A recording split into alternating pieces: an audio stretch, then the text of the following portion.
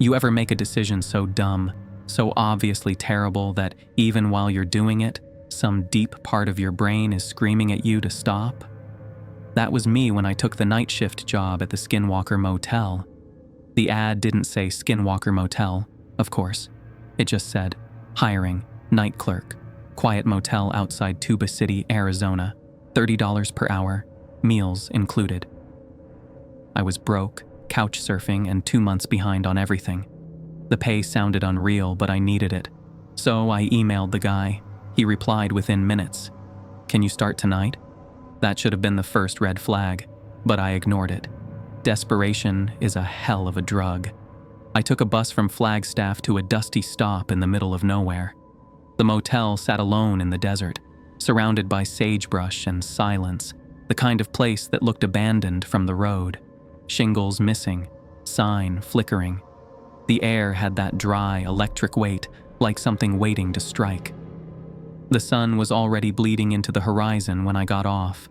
The front office door creaked open before I even knocked. A man stood inside. Tall, graybeard. Red flannel shirt buttoned up. His eyes looked like they hadn't seen sleep in a decade. You Jake? Yeah. He didn't introduce himself, just handed me a laminated sheet and a metal keychain with the number 0 on it. The key was old and tarnished, like it had been dug up rather than cut. You read those rules, he said. Don't break them, not even a little. I looked down at the sheet. There were 10 rules printed in bold type. The sheet he handed me was laminated, but the corners were melted like someone had tried to set it on fire before thinking better of it. 10 rules, simple, short, and somehow more terrifying because of it. The first one? Only check-in guests between 8 p.m. and 11 p.m., no exceptions. I wasn't told what would happen if someone showed up at 11:01, just that I'd better not let them in. Rule 2. Room 3 is always occupied. I wasn't to knock on the door, wasn't to clean it, and sure as hell wasn't to talk about it. I didn't even know where room 3 was yet, and already I hated it. Rule 3 made my stomach drop. If a guest came with no luggage, they were to be given room 5. Then I was to lock the door behind them, from the outside. There was a second key specifically for that. Rule 4. At 12:17 a.m., turn off all the front-facing lights for exactly 5 minutes. No explanation was given, not even a trust me. Just do it. Lights off. Count. Rule 5. If I heard knocking from the supply closet, I was never, under any circumstances, to open it. No matter what I heard, whispers, cries, or begging, I wasn't allowed to open that door. Rule 6 was deceptively simple. Keep the lobby TV on channel 63. Didn't matter if it was playing static or full-blown demonic infomercials, channel 63 stayed on. Rule 7 gave me chills. If I saw a dog in the parking lot, I had to close my eyes. Didn't matter if it looked friendly, didn't matter if it barked or begged. Eyes shut, wait until it's gone. Rule 8. Some guests might try to bribe me for information. About what, I didn't know. But I was told not to answer, not even a single word. Rule 9 felt like some kind of ritual. At 3:33 a.m., I had to drink all the coffee in the black thermos under the desk. All of it. Didn't matter how it tasted, didn't matter if it was still warm. And finally, Rule 10. If a man named Frank showed up, I was to give him the master key and say, "Welcome back." I laughed, out loud. A dry, nervous thing. You serious with this? He didn't smile. You break one rule, Jake, and you're gone. That's if you're lucky. He pointed to the metal door behind the front desk. Your room's through there. Shift starts at 8. Don't be late. The room was basic. Cot, mini fridge, small TV, no windows. A single bulb buzzed overhead with a migraine's rhythm. I lay down, closed my eyes, and told myself it was a weird old man with a creepypasta sense of humor. I woke up at 7:55 p.m., my heart already thumping like it knew something I didn't. The front office felt different at night. The shadows seemed thicker, more confident. The lights buzzed a little louder, and the silence outside felt anticipatory. At 8 p.m. on the dot, the bell above the door jingled, but instead of dread, I felt a strange calm, almost like muscle memory kicking in. I straightened up, ready to act like this was any other job. The next few hours passed in a strange rhythm. I checked in 2 guests, an elderly couple with heavy luggage and a young man clearly passing through, both normal, both thankfully unaware of the rule sheet under the counter. I handed out keys, smiled, and even managed a bit of small talk. In between, I wandered the motel lobby, trying to memorize the layout. There was a vending machine tucked near the side hallway. An old rotary phone mounted to the wall, though I wasn't sure it worked. The carpet was frayed near room 3, and the door there looked untouched, like no one had opened it in years, yet it still carried the weight of presence. I glanced at the clock. Still early. The television buzzed with soft static, as per Rule 6. My eyes drifted to the parking lot. Nothing out of place. For a moment, I let myself believe that maybe this wouldn't be so bad. Maybe the rules were just old ghost stories to keep new hires from getting lazy. That comfort lasted right up until the bell jingled again, and he walked in. My breath hitched a little. I had expected silence, maybe even hoped for it. But when that bell rang, it felt like a judge's gavel. The man who walked in looked normal. Mid-40s maybe. Clean shirt, dusty boots, no luggage. But there was something in the way he moved, deliberate, unnatural, like he was trying to remember how people walk. "One night," he said, and his voice was flat, completely void of emotion, like he was reciting something he'd memorized but didn't understand. Not a hint of impatience or curiosity, just hollow. I hesitated, long enough for the silence to stretch thin. My mouth had gone dry, like my throat had forgotten how to swallow. Rule 3 echoed in my brain like a warning siren, but even then, part of me hoped I'd misunderstood. "Room 5, I managed, steadying my voice by sheer will. I handed him the key, and he took it with fingers that were just a touch too stiff. As we walked the dim hallway together, I caught myself stealing glances. He didn't speak, didn't blink. His eyes looked like glass, smooth and unfeeling. But behind that surface was a depth I couldn't quite explain. They didn't reflect the hallway or anything tangible, instead catching a light from somewhere else, somewhere wrong. Something that looked back at me, not through me, at me, focused, cold, intent. His face was pulled taut, as if it had been worn too long, the skin adapting to a shape it wasn't meant to hold. Under the weak glow of the wall sconce, I caught something twitching beneath the surface of his cheek, like a muscle trying to move the wrong way, like it wasn't used to being there. I opened room 5. He stepped inside like he'd done it 100 times. I shut the door and locked it from the outside. The click echoed louder than it should have. Back at the front desk, I collapsed into the chair, my heart pounding like a drum in my chest. I tried to focus on something, anything. The clock, the rule sheet, my own breathing. What the hell kind of motel had rules like these? What kind of place gave you a manual for surviving the night? This felt less like employment and more like a dare, disguised as a paycheck wrapped in dust and unease a paycheck. The room felt smaller than before, the air thicker. Every creak in the walls, every pop of the old pipes sent my nerves on high alert. I wasn't ready to deal with any of it. I was barely ready to sit still. I reread the rules again and again, each time finding something I had missed, like my brain was trying to decode some puzzle I didn't even know I was playing. My finger hovered over Rule 3. The words blurred slightly. I rubbed my eyes and blinked hard. Outside, the desert was unnervingly still. The air was still, untouched by even a breeze. Not a single insect chirped or fluttered. A complete dense silence pressed in from all sides, like the whole world was holding its breath. And I was the only idiot dumb enough to exhale. The room felt like it was watching me. The shadows leaned in closer. The television on channel 63 crackled softly, static humming like a low whisper. I didn't dare change the channel. That was Rule 6.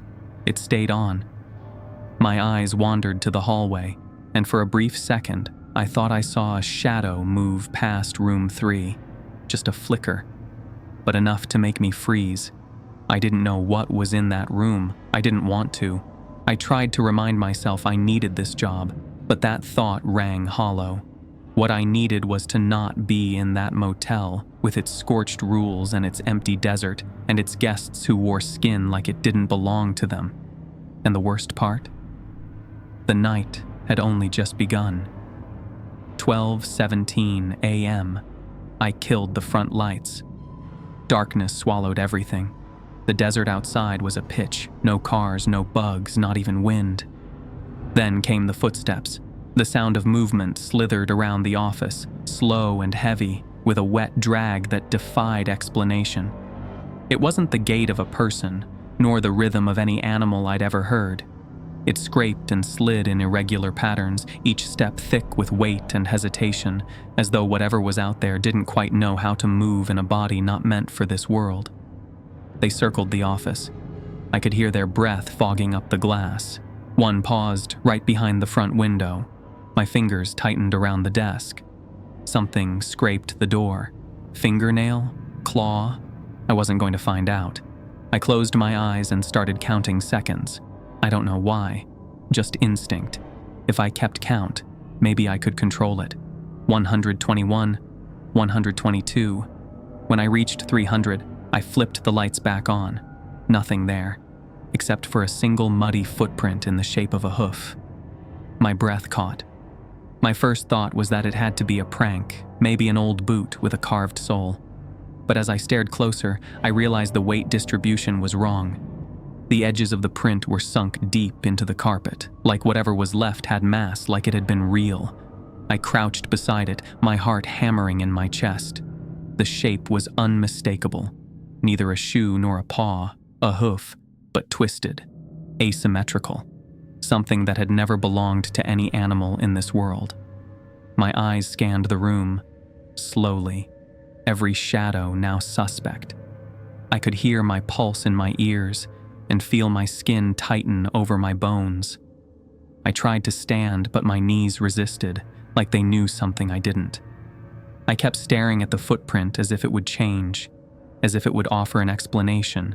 It didn't. What had been outside the door? What had tried to get in? And more importantly, had it left?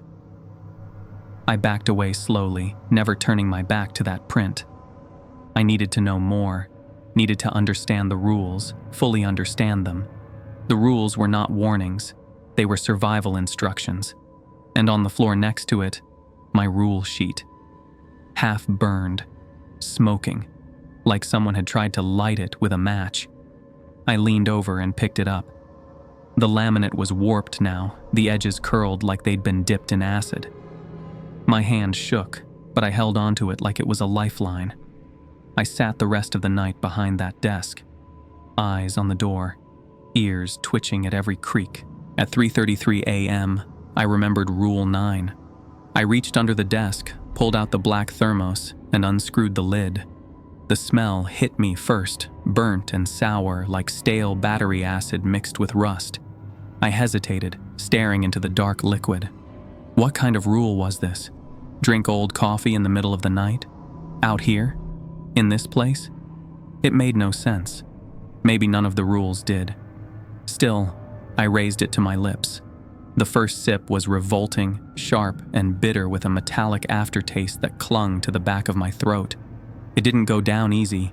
Every swallow made my stomach lurch, but I kept drinking, because the rule said I had to. By the time I finished the last drop, my tongue felt numb and my chest had started to flutter. My heart picked up speed like someone had flipped a switch. A beat, then two, too fast, too hard. Was I panicking? Maybe. Or maybe it was the coffee, doing something it wasn't supposed to do. I pressed a palm to my chest and exhaled slowly, trying to settle my nerves. The pounding didn't stop. Great, I muttered to myself. As if fear wasn't enough, now I've got caffeine-induced heart failure. But deep down, I knew it wasn't just the coffee. It was the room, the motel, the eyes I felt watching me even when the halls were empty. When the sun finally bled across the desert, I didn't feel relief. I felt like I'd survived something I didn't understand, and the worst part was the silence from room 5, heavier than the darkness outside and far more deliberate. A silence that long, that patient doesn't feel like emptiness. It feels like waiting. I wasn't sure if I'd last another night, but I knew one thing for certain. Whatever this place was, it was more than a motel. It was a trap dressed up in vacancy signs and desert dust. And I had just checked in. The second night didn't wait. It didn't ease in. It hit hard like a door slammed shut behind me and locked itself from the other side. I woke again at 7:55 p.m. Like the night before, no alarm or sound, only that same internal jolt, like my body knew it was time, as if something had synced itself to me. I pulled on my shirt, the one from yesterday, the one that still carried the smell of scorched laminate and cold sweat. My fingers hesitated at the doorknob. I told myself to breathe, to be calm, to act normal. But there's no acting normal when you're stepping back into something that doesn't want you to leave. The front office looked the same, but I didn't. I could feel how much one night had changed me. The light felt off, too bright in some places and too dim in others. My skin itched like the air was made of static. At 8:03 p.m. the bell jingled. A guest arrived, an older woman in a brown jacket with a dented suitcase. Her smile was tired, her voice soft, and she didn't seem bothered by anything. I checked her in and gave her room 7. As she walked away, I couldn't help but stare. Why would anyone choose to stay here? This wasn't the kind of motel you stumbled upon. It felt like the place people ended up at because something else had already gone wrong. I thought about my situation. I was here because I was broke, desperate, and cornered. If I had any other option, I'd never set foot in this building. But here I was, stuck. Somehow she seemed completely at peace. I wasn't sure if I envied that calm or feared what it meant. Maybe she knew something I didn't. Maybe she was the kind of person this place attracted, quiet, resigned, drifting toward whatever waited in the dark. It should have made me feel better. It didn't. The rule sheet was still there, curled slightly at the edges where the laminate had burned. I glanced at it again. I didn't need to, but I couldn't stop myself. It was like some small gnawing thought had latched onto the back of my brain and refused to let go. My eyes drifted to that half-melted corner where something used to be, something that had been deliberately erased. I leaned in and flipped the page over. My breath hitched. There, almost hidden beneath the plastic, was a scrawl. A messy black ink sentence warped by heat but still fighting to be read. Rule 11. If someone gives you something from their room, don't keep it. Return it or burn it. And beneath that, smaller and shakier, they bond through memories. They can only reclaim what they gave. I stared at those words until they blurred. My stomach turned with a kind of hollow unease, like I was reading someone's dying confession. Who had written this? And why had they gone so far as to melt the laminate to cover it up? It didn't feel like a prank. It felt like a final cry, a desperate mark left behind by someone who had seen too much and didn't survive it. I could almost picture them scribbling that line in a panic, knowing no one would believe them, hoping someone might. That kind of fear doesn't fade away. It sticks. It grows like mold in the corners of your mind. I caught myself gripping the edge of the desk, knuckles white. Was this how it started? The paranoia creeping in? I had mocked the idea yesterday, brushing off the noises I'd heard when the lights went out. The shuffling, the soft scratching, things I tried to tell myself were just pipes, wind, the natural creaks of a dying building. But deep down, I had heard something. I had ignored it, dismissed it as imagination. And now I was beginning to realize that denial was just the first symptom, thinking the rules were superstition. But now, something was shifting inside me. I could feel it. The questions, the weight of every glance, every whisper of wind against the window. Maybe this place didn't just hide monsters outside, it planted them inside you. A chill rolled down my spine and my hand trembled slightly as I slid the sheet back under the desk. My heartbeat wasn't driven by fear, it was rehearsing, as if my body was preparing itself for something inevitable, something coming whether I was ready or not. And I wasn't ready. Not even close. At 10:15 p.m., I stepped out to smoke. I didn't smoke before this job. Now it felt like the only thing that grounded me. The desert night was still and cold. Sagebrush rustled like dry bones under the sand. That's when I saw it. At the edge of the lot, where the sodium lamp buzzed faintly, stood a dog, mid-sized, short-haired, almost statue still. Its head tilted in that eerie, deliberate way animals sometimes do when they're mimicking curiosity. It wasn't curiosity. It was a routine, something rehearsed and deliberate, like it was waiting for me to react, like it was waiting for a cue. I froze mid-flick with the lighter. Rule 7 echoed in my head with the weight of a warning carved into stone. I turned sharply toward the wall, shut my eyes tight, and tried to push away the pressure blooming in my chest. The dog barked, a short, clipped sound. Then it whimpered, almost pathetically. Then came the growl, low, guttered, dragging against my nerves like a serrated blade. I clenched my eyes harder, my body locking up with the primal need to turn and check. I knew better. I'd read the rule. Still, instinct clawed at me. The silence stretched, my breath caught. Then a voice, almost too close to my ear, broke through. "Jake, please. It's cold. I'm scared. It's me. Open your eyes." It wasn't the words that chilled me. It was the voice. It was mine. A perfect copy, hollowed out and trembling. I bit down on my knuckles hard enough to taste blood. The voice started crying, mimicking my cry, then laughing, then screaming. It flipped through tones like a skipping record of my worst nightmares. It wasn't trying to sound real. It was trying to sound familiar. Then everything stopped. There was no fade, no warning. A hard, unnerving silence that seemed to still the air itself. Even the wind, which had been whispering through the desert moments before, held its breath. My whole body tensed. The sound vacuum was so complete it made my ears ring. I cracked one eye open, barely daring to let in a sliver of vision. The dog was gone. In its place stood a man. He didn't move, just stood there in the exact same spot beneath the flickering light, now dead. His silhouette was sharp against the night, arms stiff, posture too symmetrical, too still to be natural. His face was cloaked in shadow, but I didn't need to see it.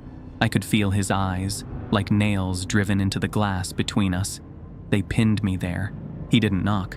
He didn't call out, just stared. And the longer he stood, the more I realized something wasn't right about the shape of him, like a mannequin posed by someone who didn't understand how human bodies bend. Seconds became minutes. Minutes dragged into hours. I sat frozen, sweat cold on my back, heartbeat a metronome of dread. The clock behind the desk read 12:17 a.m. My breath caught. That was the time, the one from the rule sheet, the one where the lights had to be turned off.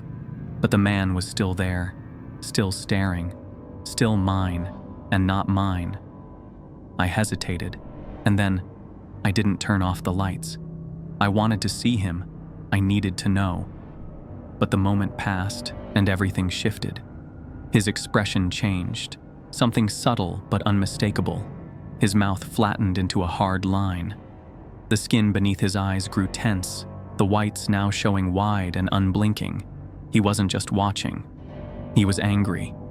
And then, it started. A pressure behind my eyes, dull at first, then tightening, twisting, like invisible hands pressing into my skull. My temples throbbed, my jaw clenched. I gripped the edge of the desk so hard my fingers went numb. I panicked.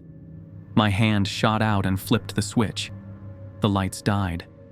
And from somewhere deep in the motel, behind walls or under floors, came a sound so unnatural it scraped the air raw, a high-pitched, gargling shriek. Like metal being torn and a scream forced through water, it came from everywhere and nowhere. Something had been disturbed, and it was angry. At 3:33 a.m., my alarm buzzed low and sharp. I already knew what it meant. The rule about the coffee, the one I thought was ridiculous the first night. Now it felt like a ritual that might hold something back, like a line drawn in the sand against the darkness. I got up, legs weak, and reached under the counter where the thermos always waited, fresh, full, steaming hot. I hadn't made it. I never had.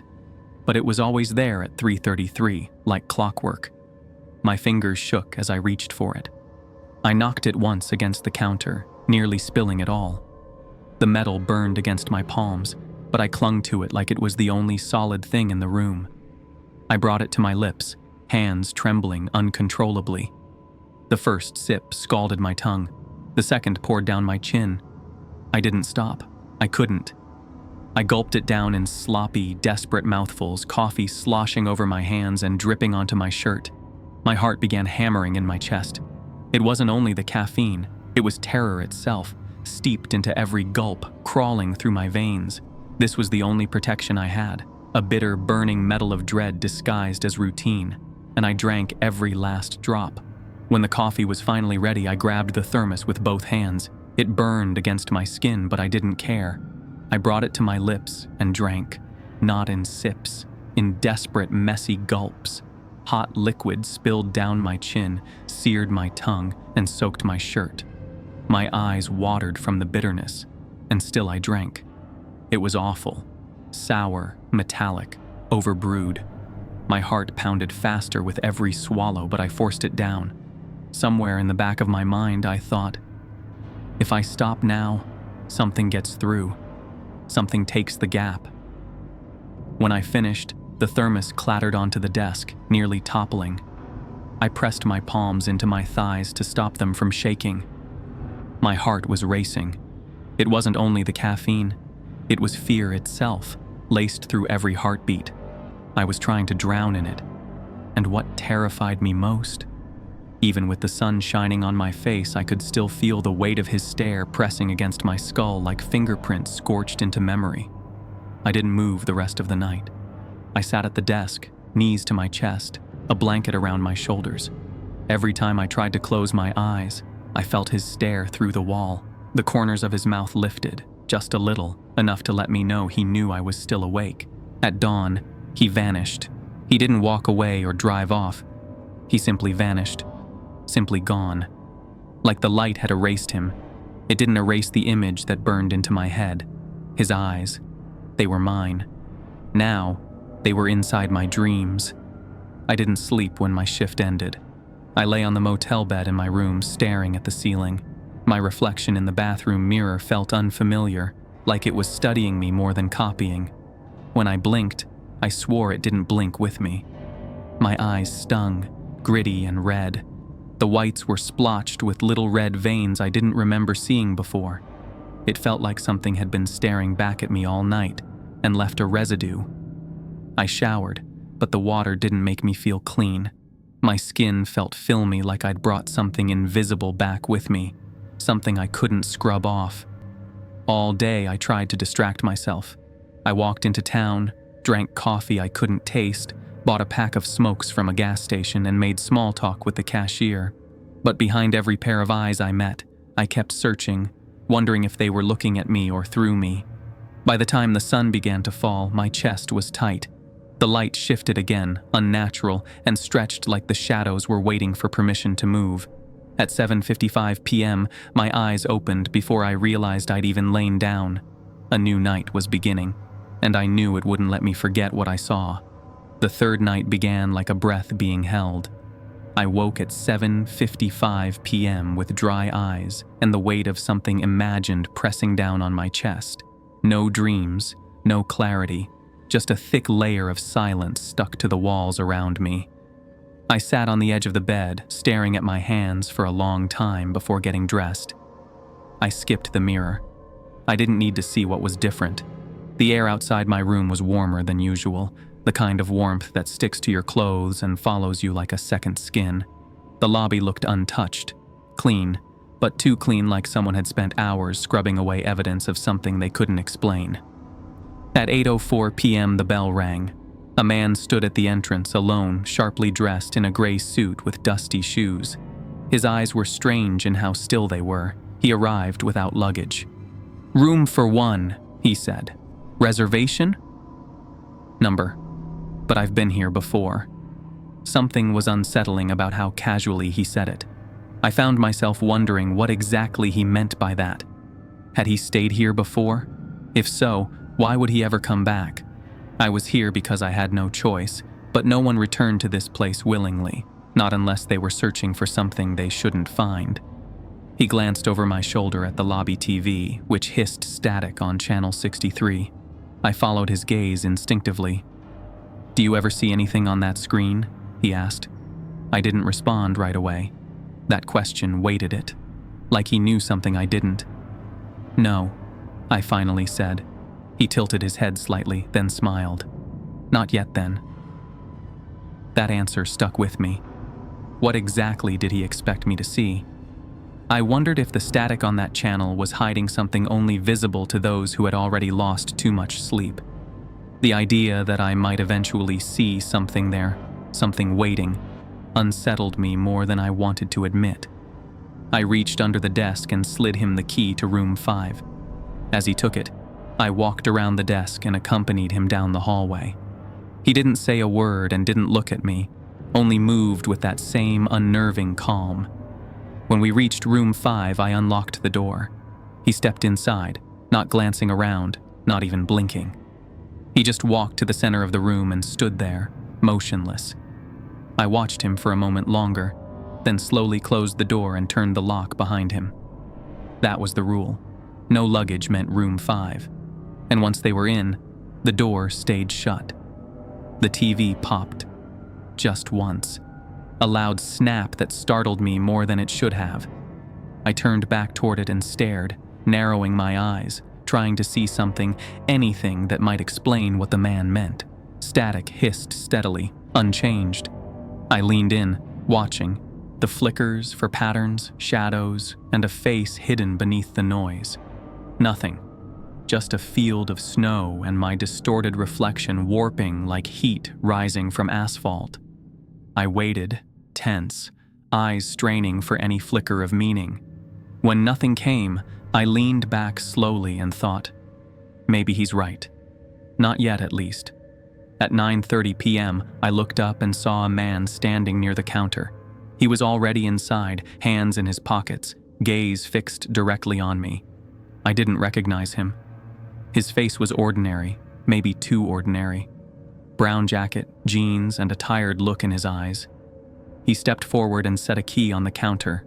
Room 4. "I think you checked me in earlier," he said. I stared at the key. My name wasn't on the log. I didn't remember him walking in, didn't remember handing him that key. But the number was written in my handwriting. "Must have been busy," I muttered. He leaned on the counter and looked around slowly like he was trying to decide if we were alone. "You ever get the feeling this place has a memory?" I blinked. "What do you mean?" He shrugged, pretending like it wasn't a serious question. "I don't know. Just weird vibe. Like the walls have seen more than they should." I didn't answer. His gaze returned to me, more direct now. "How long have you been working here?" "Not long." "You probably hear a lot of strange things, huh? People talk, leave stuff behind, ask odd questions." Again, I stayed silent. I felt Rule 8 start to tighten in my chest. He reached into his jacket and pulled out a money clip, thick with bills. "Look, I'm not trying to cause trouble. Just curious. Places like this don't exist for no reason. So what's the deal? What's really going on here?" I forced myself to stay still. Part of me wanted to speak, to ask him what he knew, to beg for some kind of explanation. Maybe he could help. Maybe he already understood more than I did. But the weight of Rule 8 pressed down harder than my doubt. "I don't know anything." He held my eyes for a long time, then slowly set the money clip on the counter. "This says you might." My chest tightened. I hadn't seen that much money in one place in months. Rent, food, the last mechanic bill. This could make those problems vanish, at least for a while. But what if this was a test? What if someone was watching, someone who wanted to know if I'd break the rules? If I took it, I might lose the only job keeping me afloat. And then what? I'd be broke and hunted. I'm sure I don't. He let out a long breath through his nose and gave a small smile. "Didn't think you'd talk, but I had to try." He slid a business card across the counter instead. "If you ever change your mind or something doesn't sit right, call me." I looked down. His name and number were printed neatly. No company, no logo, just information and implication. Then he turned and left, footsteps measured, shoulders a little too square, as if he was trying not to look back. The door creaked open again. A young man stepped inside. He was unusually clean and uncomfortably polite. His clothes were pressed, hands folded in front of him like a student waiting for permission to speak. Something about his smile felt practiced, his demeanor unsettling in its precision. "Checking in?" I asked. He nodded but didn't say his name. When I asked for it, his reply was mumbled, almost as if he was testing how little he could say and still be understood. "Payment?" He blinked once, tilted his head, and gave a half shrug. "Already handled." Each of his sentences ended like he was listening for a cue, waiting to be told his next line. Short, clipped responses, no effort to clarify. He stepped forward, reached into his pocket, and extended something to me, a medallion. Black, smooth, strangely warm. I began. But he pressed it into my palm, fingers curling around mine, holding it shut for a moment longer than necessary. He didn't speak again, just smiled, turned, and walked away. I stood there, medallion in hand, skin tingling. I stared after him as he vanished down the hall. Then the headache started, a tight band across my forehead that pulsed with every flicker of the lobby light. Déjà vu hit me next. Images and sensations that didn't belong to any memory I could place. Shadows on ceilings, wet footsteps in reverse, voices humming inside old radios. I shook my head, gritted my teeth, and dropped the medallion onto the counter. Except, it didn't drop. My hand opened, but the object clung to my skin. It didn't feel stuck. It felt like it was part of me, as if my skin had grown around it while I wasn't looking. Panicking, I returned to the back office and tore open the binder. I needed the rules. Maybe I'd missed something. Maybe this had happened before. Rule 11. It flickered through my thoughts. No accepting gifts. But what was I supposed to do? He forced it into my hand. I hadn't asked for it, hadn't agreed to take it. He pressed it on me like it had a purpose of its own. Still, the rules didn't care about intentions, just results. There was nothing else listed. No guidelines for objects like this, no instructions for cursed jewelry, only silence where answers should have been. I grabbed my lighter. Just as the flame flared up, I glanced toward the lobby window and froze. The young man stood outside, barely visible behind the glass, hands pressed against the pane. His eyes were wide now, pleading, desperate. His mouth moved, forming silent words I couldn't hear. Behind him, shadows rippled along the motel's walls. They weren't reflections or tricks of the light. Shapes moving against the surface like they were crawling underneath the paint. They were getting closer. I didn't hesitate. I gritted my teeth and clawed at the medallion, trying to tear it from my palm. It felt fused to my skin, a part of me that wasn't supposed to be there.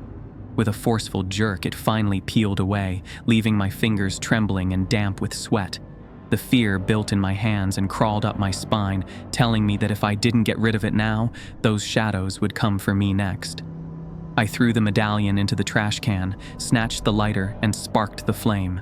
The second the fire touched it, a searing hiss shot through the room like the air itself was exhaling in relief. The pressure lifted. Like a held breath finally released, the air expanded, and everything felt momentarily weightless. I looked up. The young man was still there, but only for a moment. His outline wavered, colors bleeding into the air around him. Bit by bit, his features softened and dissolved. His eyes were the last to go, wide and finally at peace, before even they evaporated like mist. By the time I blinked, there was nothing left, just space where he'd stood like the air had swallowed him whole, like he had never existed at all. And somehow, that felt like the point. But the night wasn't done with me yet. Hours passed in a haze. I sat there, numb, waiting for the next rule to drag me back into motion. My thoughts spiraled. Was I losing it? Was this motel peeling away pieces of me night after night? By the time the clock crept toward midnight, I was already staring at it. 12:17 was etched into my brain now, the hour of darkness, the hour of hiding. I didn't even question it anymore, just waited for it like a prisoner counts down to lights out. Then the bell above the door chimed. A man walked in, breathing hard, suitcase in hand. Normal. Too normal. "Checking in," he said. His voice was cheerful, casual. I blinked. "It's past 11. No check-ins allowed." He frowned. "I've been driving all night. Come on, just one night. I'll pay extra." "I can't. It's against the rules." His face shifted, frustration bleeding into his tone. "Are you serious right now?" I said I'll pay. What kind of business turns away customers? The clock ticked louder. 12:15. My hand started to shake. "Sir, please, you need to go." "Number, you need to do your job. Get me a room." He slammed his hand on the counter. I flinched. My breath came in short, sharp bursts. The second hand jumped to 12:17. As the clock hit 12:17, I threw myself under the desk and shut off the lobby lights. Darkness swallowed everything in an instant. My breath caught in my throat. The silence wasn't empty. It was listening. "What the hell are you doing?" The man's voice sliced through the blackness, sharp and angry from across the counter. I didn't respond. I curled into myself, knees drawn tight, hands pressed over my ears as if they could block out what I knew was coming. His voice turned. First frustration, then fear. Desperation seeped into his words, then gave way to something raw, animalistic. A scream tore through the lobby, not human in its pitch or cadence. It was the sound of something being stripped from the world it knew. A dragging noise followed, heavy, wet, grotesque. Something enormous slid across the linoleum with a sick, squelching pull. The sound snaked into my bones and settled there. And then, stillness. It wasn't peace. It was a void. I waited. I don't know how long. Seconds lost their meaning. When I finally moved, my body resisted like it had forgotten how. I crawled from behind the desk, breathing shallowly, and turned on the lights. The lobby looked untouched, eerily undisturbed. It was as if the man had never walked in, never argued, never screamed. The air buzzed faintly from the vending machine in the corner, the only sound in a space that had just moments ago been filled with chaos. I stood there, stunned, my mind scrambling to connect what I remembered with what I saw or didn't see. The man was gone, vanished completely, as if the motel itself had consumed him. There wasn't even a trace left behind. I blinked rapidly, hoping the act would return him to view, but the emptiness hit harder than his presence ever did. It wasn't just that he'd disappeared. It was the way the space no longer acknowledged he'd ever been there, like the darkness had claimed more than just his body. It had erased his existence. I stumbled outside. The night air hit me like a slap. My hands trembled as I lit a cigarette. I leaned against the motel's outer wall, eyes darting into the shadows, brain trying to make order from chaos. What had I seen? What had I let happen? A man had been standing here, talking, arguing. Now he was gone. I tried to force reason into the situation, but logic cracked under the weight of what I'd just lived through. I tried to make sense of it, but reason only sank deeper into confusion. The image of the man who had offered me money earlier returned, vivid and unsettling. My thoughts clung to him like static to skin. Then I saw him. He was walking along the far edge of the parking lot, the same jacket brushing against his legs with each step, the same familiar stride that somehow felt rehearsed. But when my eyes reached his face, my breath caught. His expression was fixed in a grin, unnaturally wide and deliberate, stretched far past comfort. I shouted, "Hey!" He kept walking.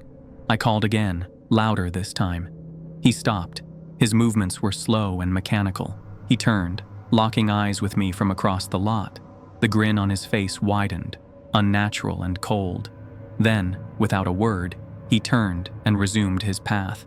disappearing step by step into the shadows. I couldn't move.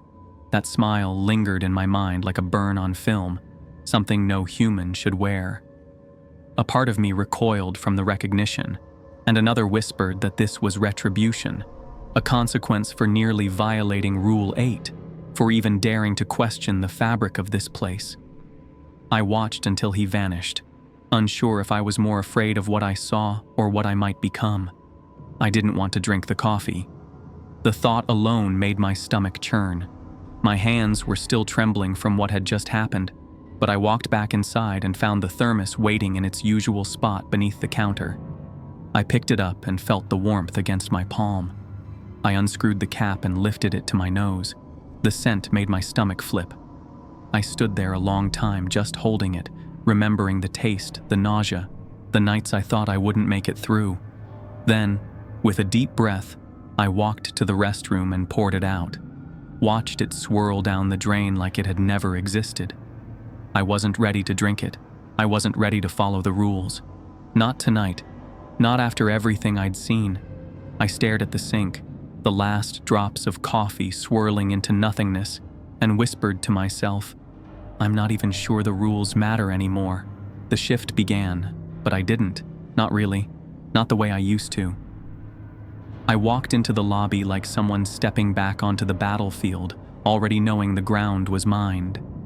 Every step felt heavy, like it came with a question I hadn't asked. I didn't even bother clocking in.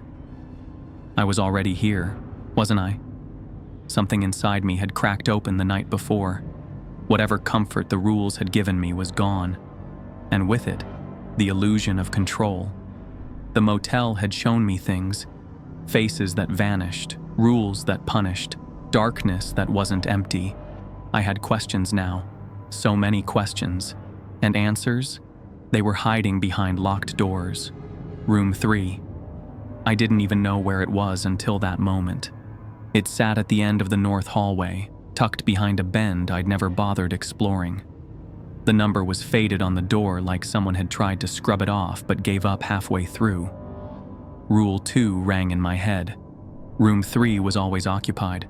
I wasn't supposed to knock, clean it, or even talk about it. I'd followed that rule without question. Tonight, obedience felt overrated. I stood before the door with my key ring in hand, my heart thudding against my ribs like it wanted to bolt. The key slipped in easier than I expected. The lock clicked with a sigh, and I pushed the door open. The stench hit first, thick, sour rot that coiled around my throat. My stomach rolled. The air inside was warm and wet, like breath from a dying thing. There was no furniture, only concrete floors and cracked walls, and in the middle of the room, a hole. Not a crack or damage or a forgotten maintenance project. A hole. Perfectly round, large enough to crawl through, lined with stone that didn't match the motel's construction. It went down to nothing. The scent came from that void. The rot, the heat, the pressure. My skin crawled just looking at it. Something inside me, old and primal, screamed to shut the door and never return. This was a gate, a threshold, a portal to something that had never been meant to enter this world, or perhaps something trying to leave it. I closed the door and leaned against it, sweating and shaking, eyes wide. My mind began to spiral, connecting pieces I hadn't dared to before. Could this be where the night visitors came from? That stench, that unnatural void in the floor. This room was wrong. I remembered seeing shadows linger near this hallway, vague shapes I'd dismissed as tricks of the light. But now, I wasn't so sure. Maybe this was a gate they used, a place they crossed through, night after night, wearing other people's faces. Then I remembered room 5, the medallion, the shadows. That door had secrets too, and I hadn't had a chance to understand them. I turned and headed down the hall. I was halfway to the room when the front bell rang. A man stood at the entrance, alone, no luggage. Room 5 echoed in my mind. He had the same stiff posture, the same unreadable expression. I watched him more closely this time. He blinked too slowly and turned his head with a pause like he was waiting for something. His movements were too calculated and deliberate, like someone mimicking human behavior without understanding it. "Room for one," he said. I walked back behind the desk, slid the room 5 key toward him and stood up. He took it without a word. I followed him down the corridor, eyes studying each subtle, unnatural twitch in his stride. The peeling wallpaper, the odd stains near the doorframe, and the slight hum in the air now seemed to frame something I shouldn't be walking toward. The door creaked open, and I peered inside. It was clean. Too clean. Sterile. Nothing personal. But there were marks on the floor where furniture had been dragged, dents in the wall like fists had once slammed into them. A chair lay on its side in the corner. He stepped in and stood silently in the center. I locked the door and returned to the lobby. My eyes drifted to the TV, a soft buzz humming from channel 63 as static danced across the screen. For a moment, it looked like nothing had changed. But then, flickers of movement began to form behind the noise. Shapes started to emerge, figures slipping in and out of the haze. I leaned in closer, eyes straining. The static shifted into something uncanny. There I was, standing in the lobby, staring directly into the screen. It was me, watching myself. My breath hitched, sweat forming at my temple. The screen pulsed again, cutting to a feed of the north hallway, then room 3, then the supply closet, and finally, my room.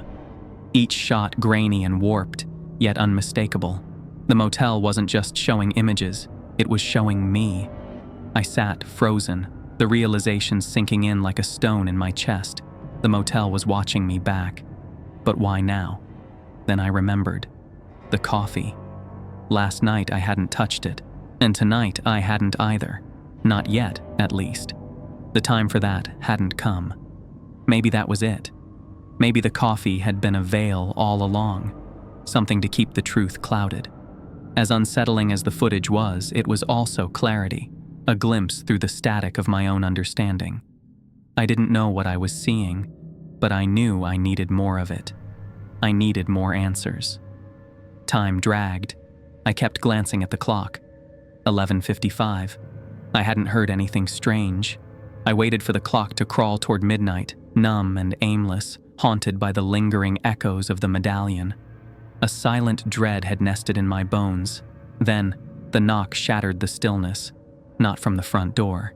It came from the supply closet, every muscle locked as if someone had poured concrete through my veins. The sound wasn't loud, a firm, deliberate rap that cut through the air like a warning. I stood, legs wobbling beneath me, and approached the door slowly. Then came another knock, followed by a voice, muffled, desperate, edged with agony. "Help! Please, someone help me." My hand moved to the doorknob against my better judgment. I wasn't thinking about Rule 2, I was thinking about the voice. It was human, someone familiar and utterly terrified. The voice broke again, more urgent, raw with pain. I opened the door. The light fell onto a nightmare. A man lay sprawled across the floor, stripped of skin, his raw tissue glistening and twitching like something newly born yet already dying. Blood pooled thick beneath him, spreading across the floor like a warning sign. He turned his head. Eyes met mine. "Jake, don't leave me here." Recognition snapped through me, his voice. That face, what was left of it. The guest from the previous night. The one who refused to leave. The one I'd turned away before the lights went out. I staggered back, hand trembling, heart pounding like a war drum in my ears. He writhed forward, leaving behind a crimson trail as he reached for me. "Please," he rasped, voice barely holding together. The shrill beep of my watch pierced the silence. It was 12:17, the time to shut off the lights. But I couldn't move. Not yet.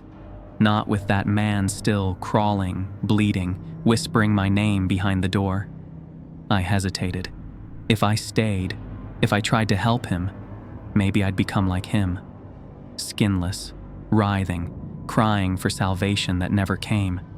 Fear surged through me like fire, and I knew I didn't have the strength to fight both the rules and whatever waited in that darkness. With trembling hands and a hollow heart, I closed the closet door, each inch of it sealing away the sound of his plea. I turned and ran, Every step a betrayal, every breath heavy with guilt. I reached the lobby and killed the lights, and I waited. Darkness swallowed the space, thick as fog. I crouched behind the desk, panting, trembling, eyes shut tight. Then the sounds began, heavy dragging, squelching, the wet slap of flesh against tile. Something moved past the desk, breathing loud and uneven. My heart hammered like a siren in my ears. The noises faded. I stayed still for a long time, breath held, heart uncertain. The silence felt too perfect, like the world holding its breath with me. Eventually, I rose and turned on the lights, my legs heavy and thoughts spiraling. I couldn't keep doing this, waiting, hiding, wondering if I was the next one. The quiet wasn't comforting. It was a taunt. I was unraveling, and I could feel it. Something in me refused to sit still. I stood, drawn forward by the memory of his voice, desperate and begging me not to leave him. I walked toward the supply closet, each step heavy with dread. My heartbeat thundered in my ears, matching the rhythm of my footsteps. I paused before the door, staring at the metal handle, remembering the way his eyes had locked with mine, pleading from inside that small space. I needed to know if he was still there, if I'd left him to die, or if something else had already claimed him. I gripped the knob with a hand slick with sweat and slowly turned it. The hinges creaked as the door opened. Silence. The closet was empty.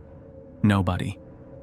The floor was streaked with blood, a thin trail weaving aimlessly across the tile, disappearing beneath the shelves. The metallic scent clung stubbornly to the air, thick enough to taste. Claw marks etched into the floor whispered of a desperate struggle. Just a barren floor, and a wall smeared faintly with something dark. It could have been old paint, or maybe just a shadow playing tricks. But I knew better. The metallic tang of blood still clung faintly in the air, and streaks along the ground, thin and red, led nowhere, just stopped, as if whatever had been dragged out simply vanished. But I knew what I'd seen, what I'd heard, what I'd let happen. And for the first time, I wasn't sure if fear or guilt would be the thing to kill me. I slumped into the chair behind the desk, thoughts spinning like blades. My mind went to the man who had given me his card, the one who had offered money in exchange for answers. I had seen him wandering outside, aimless and smiling in a way that didn't quite reach his eyes. I remembered that hollow look. But maybe I didn't have any other choice. I took the card out of my pocket. His number stared back at me, taunting in its simplicity. My hands shook as I dialed. The phone rang. Once, twice, 5 times. Finally, it picked up. Hello? His voice was calm, polite, almost bored, like he didn't remember me at all. It's Jake, I said, voice hoarse. You ask questions. About this place, I need to talk. A pause. Then, I'm sorry. Who is this? The motel, I pressed. You came here, gave me a card, asked questions. I turned you away. I think you've got the wrong number. My pulse spiked. Listen, there's a hole in room 3. A man with no skin in the supply closet. This place isn't real, or it's too real. I need help. There was silence. Then the voice on the other end changed. You broke a rule. Don't push your luck. The line went dead. I stared at the phone.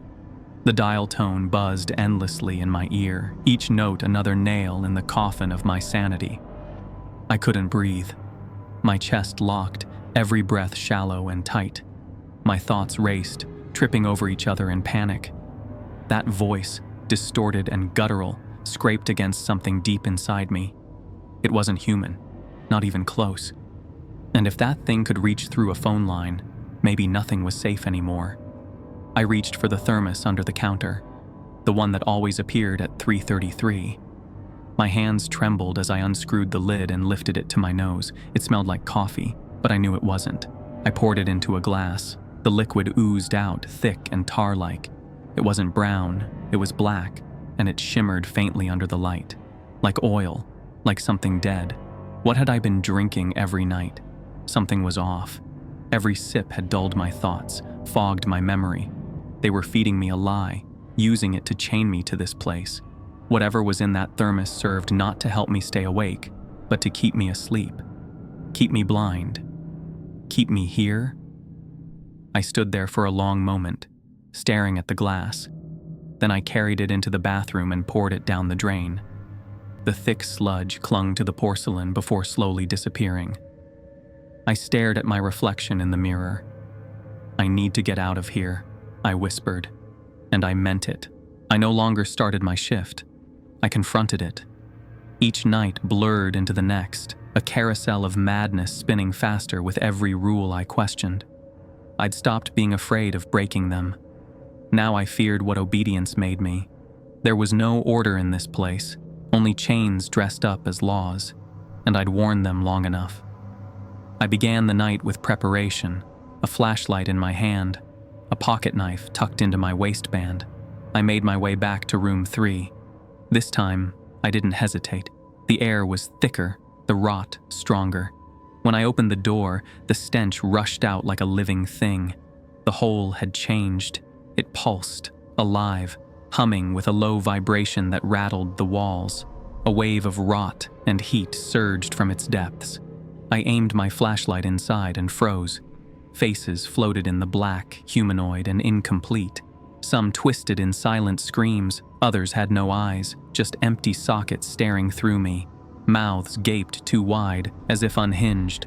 One whispered my name with a voice that didn't echo but bled into my bones. Behind the faces were cocoons, translucent and slimy sacs strung like lanterns across a fleshy web. Within each, a human form writhed. Some wore half-grown skin, others still twitched, rebirthing into something new. I realized with a sick drop in my gut that these were skinwalkers, incubating, waiting for their moment to emerge, to slip on stolen flesh. The stench turned metallic. I gagged, my knees buckled. I stumbled back, chest heaving, slammed the door with trembling hands, and leaned against it, bile rising in my throat.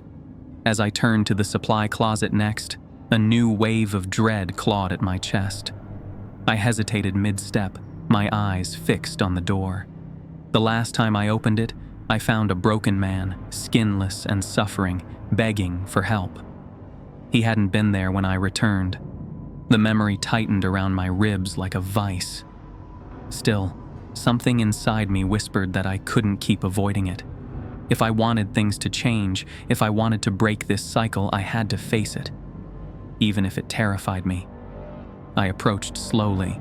The air shifted again, cooler now, as though the room itself held its breath. I gripped the knob with trembling fingers and yanked it open. For a moment, nothing. Silence. Then the walls groaned. Something massive pressed outward, heavy and impatient.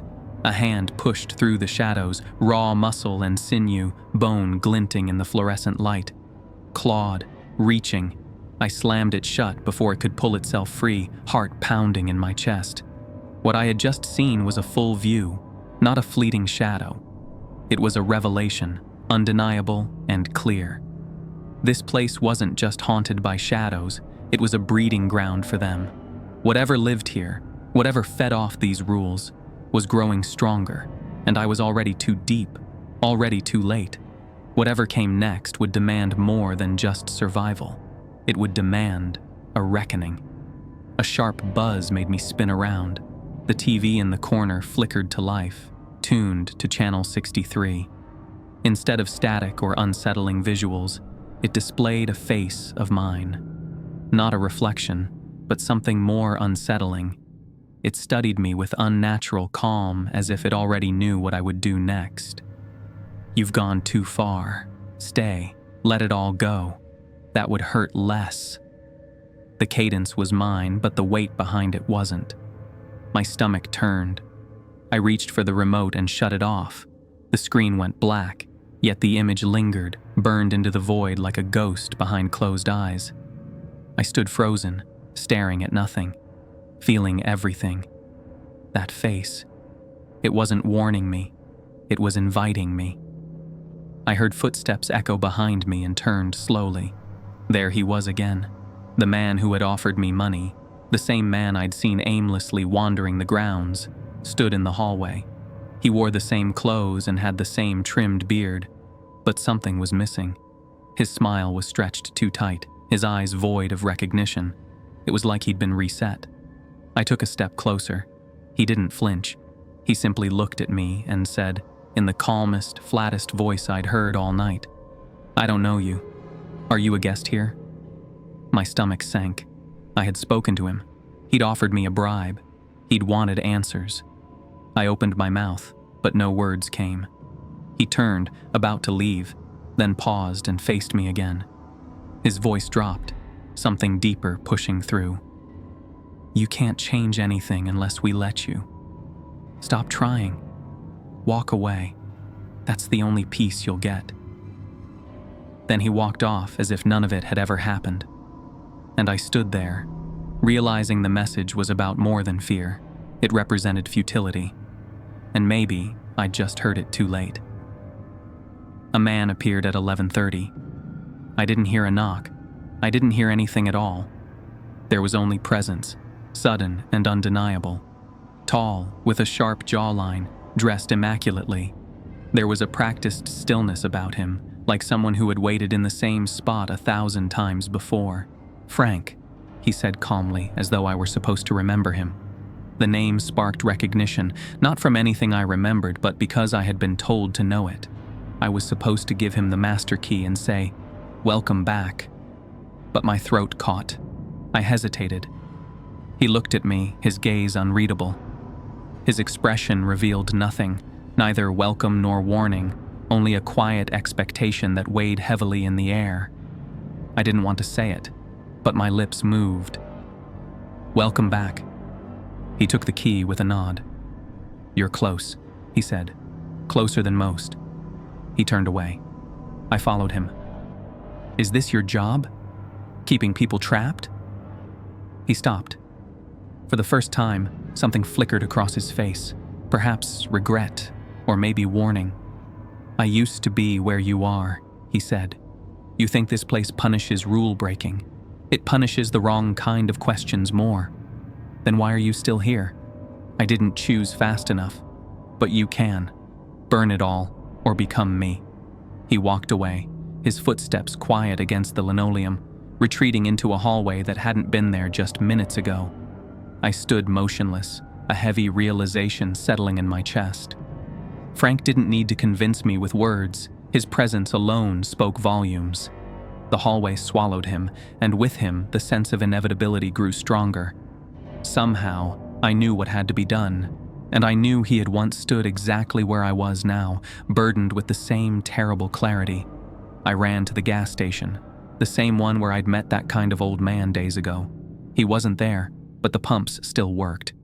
I filled a can and drove back before 12 o'clock. I stood in the hallway, a can of gasoline in my hand, pulse pounding like a war drum. I thought about where to start. The pit. Room 3. That's where they bred. That's where they waited.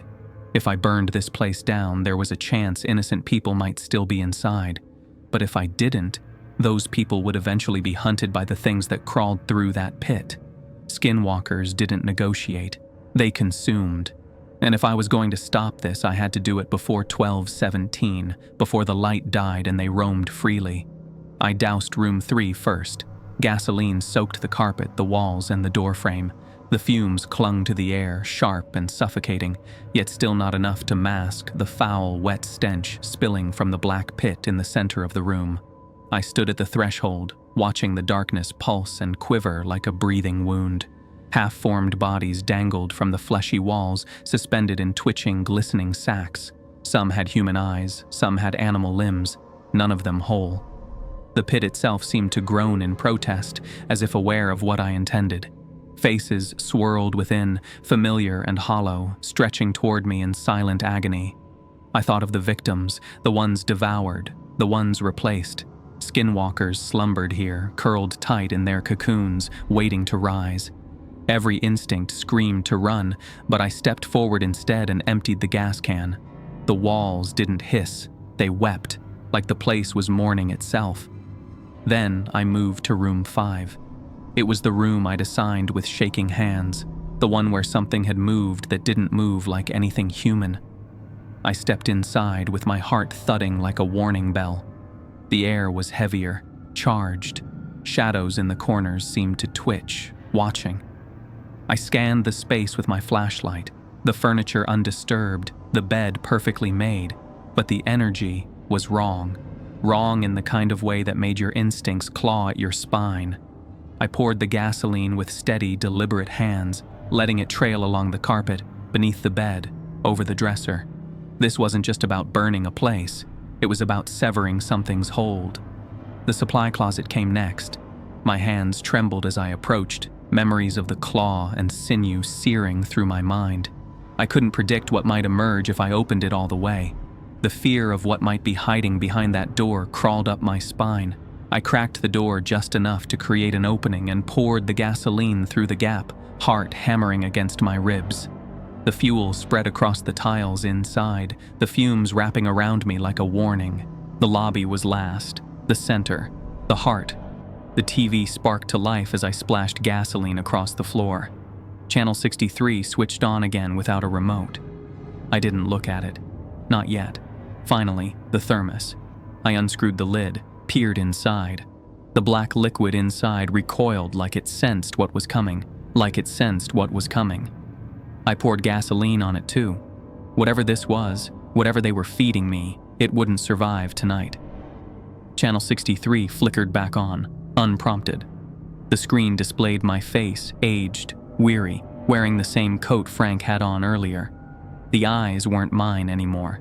They carried something colder, more resolute. "You won't destroy this," the screen said.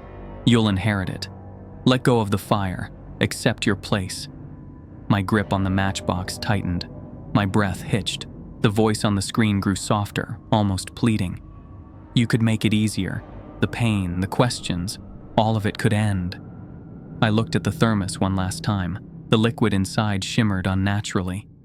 I'd tasted their control. Enough was enough. "I'm not staying," I muttered. Then I struck the match. Flames caught fast.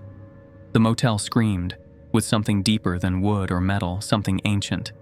I threw the match into the pit in room 3 and watched it take. The air cracked. The walls pulsed. At 12:17, I killed the lobby lights and bolted through the front door. Fire chased at my heels, licking the air with greedy tongues. Shadows writhed in the flames, monstrous silhouettes twisting and screaming as they burned, the skinwalkers caught by the darkness they once ruled. I reached the parking lot coughing, my chest seizing with smoke. The air was heavy, suffocating.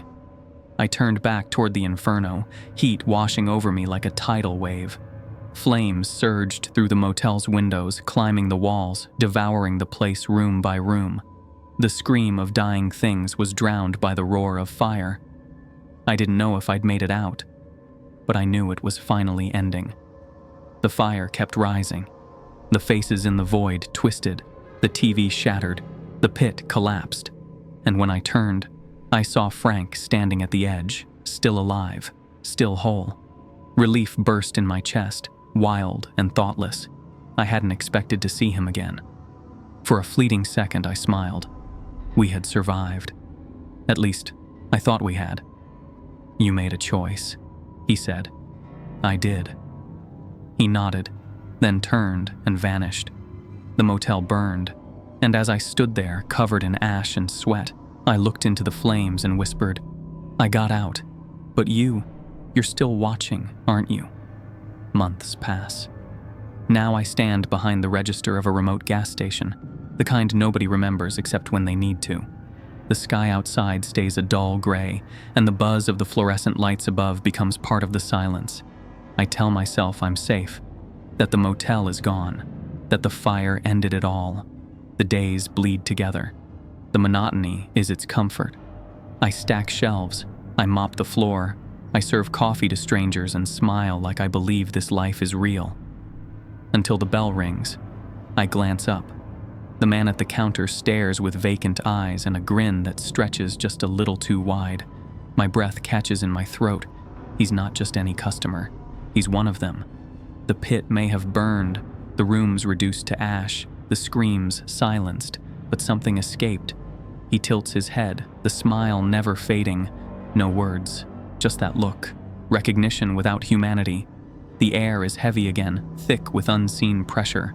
My hands tremble as I take a step back. I thought I got out, but they never left. And now, they know where I am.